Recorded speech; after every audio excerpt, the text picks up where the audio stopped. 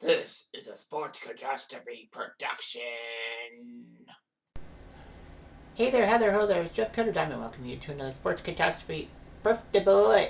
And the birthday boy for today, January the 31st, is an iconic Cub. Yeah, I know that he's deceased, and normally I do people who are alive, like Nolan Ryan. I did Don Hudson and Jackie Robinson.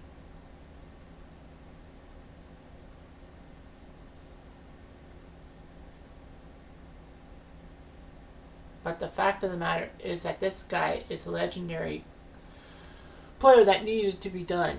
And so that's what I did. So he's known as Mr. Cub, Ernie Banks. And I decided to do him on this day, January 31st, because he was born January 31st, 1931. He was born in Dallas, Texas, the second of 12 children. His father was a warehouse loader for a grocery chain and played baseball for black semi-professional teams in Texas.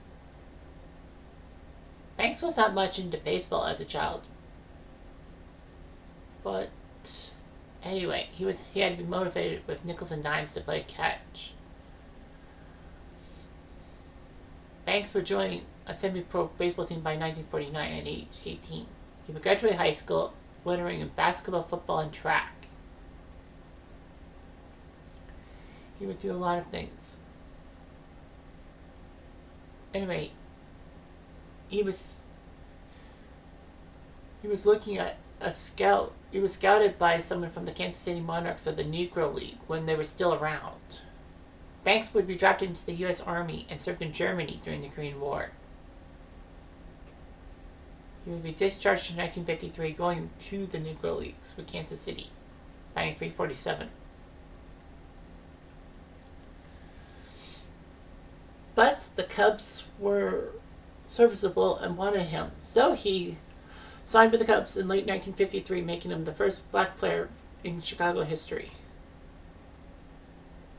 And a lot of former Negro Leaguers would join MLB teams without having to play in the minor leagues.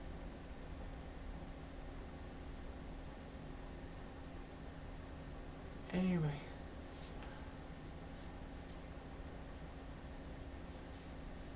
Banks would be the shortstop for the Cubs. Second base would be Gene Baker, and first base would be Steve Bilko. So the double play combination would be known as Bingo to Bango to Bilko by Bert Wilson of the Cubs announcing crew. Banks would hit 19 home runs and would come close to winning Rookie of the Year, losing to Wally Moon. He decided to go towards lighter baseball bats because it was easy to generate bat speed. Anyway, in 1955, Banks would put up 44 home runs in his sophomore season. And at one time was the single season record for shortstops. 44 home runs, which was pretty amazing. All that. Still, he would finish third in MVP voting, mostly because the Cubs were disastrous, 9 games below 500. Banks would have to miss some time because of an infection, but he still had 28 home runs. In 1957, he put up 43 home runs, one off his shortstop record. In 1958 and 59, he would make history, making the first NL player to win back-to-back MVPs. He led the league in RBI both times. And despite the fact the Cubs were below 500 in 1958, he still won the MVP, so that bias was a little bit over. Banks would put up 47 home runs in 1958, overshadowing his previous mark. And then he put up 45 in 1959 for good measure.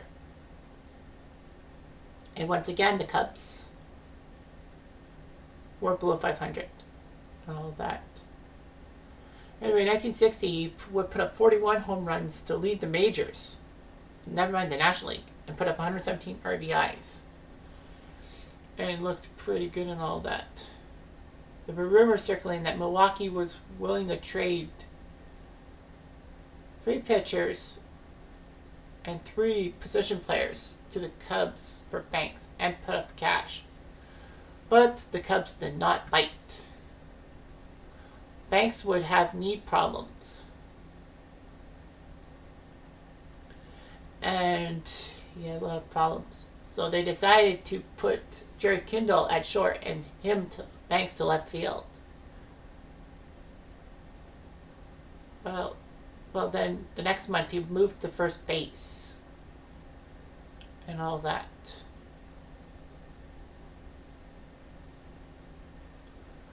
He was hoping to go back to shortstop by 1962, but they said he would be at first base indefinitely and all that.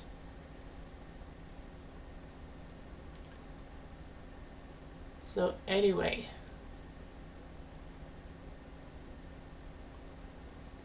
he would do good. So yeah, he was at first base for the 60s and all that.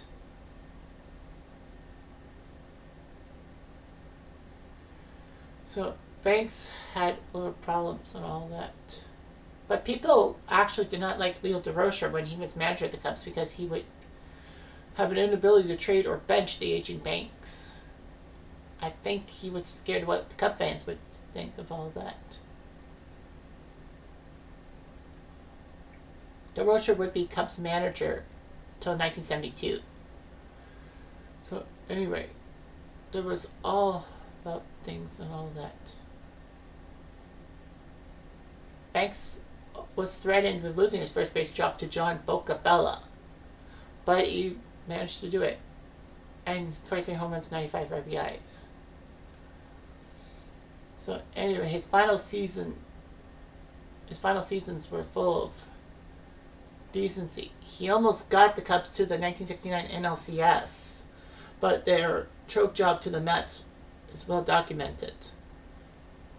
Banks would hit number 5 for home runs on May 12, 1970 at Wrigley Field off Atlanta's Pat Jarvis. He decided to retire in December 1971 and was an instructor for a few years for the Cubs after that.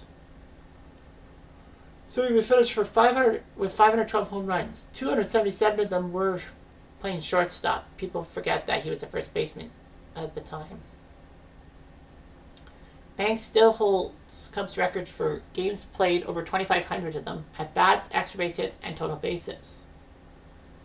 He was pretty decent on that. And he still, unfortunately, holds the record for most games played without a postseason appearance, with 2,500 plus games. It was just sad and all that. There would be no question that the Cubs would have had a few postseason appearances if the current even a 14 playoff in each league happened. It would be at least a couple times. He was known for his positive attitude, known as Mr. Cub, and it's a beautiful day, let's play two. So anyway, Banks would marry his wife after coming back from Germany in the service and all that. And then Banks, after divorce, would elope with someone, having twin sons and a daughter.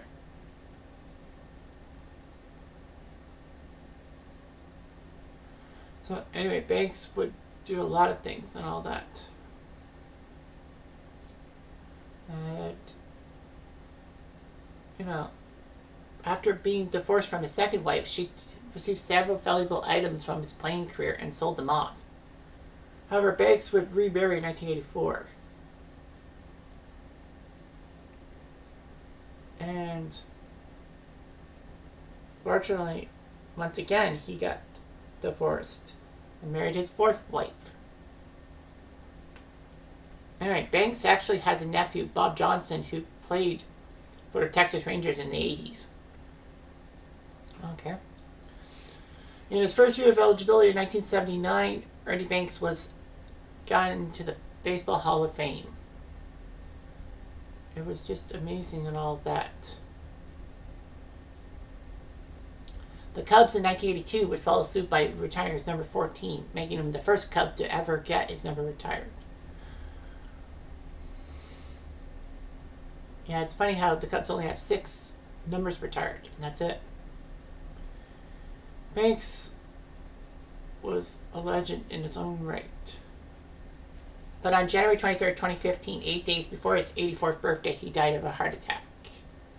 And many people spoke at his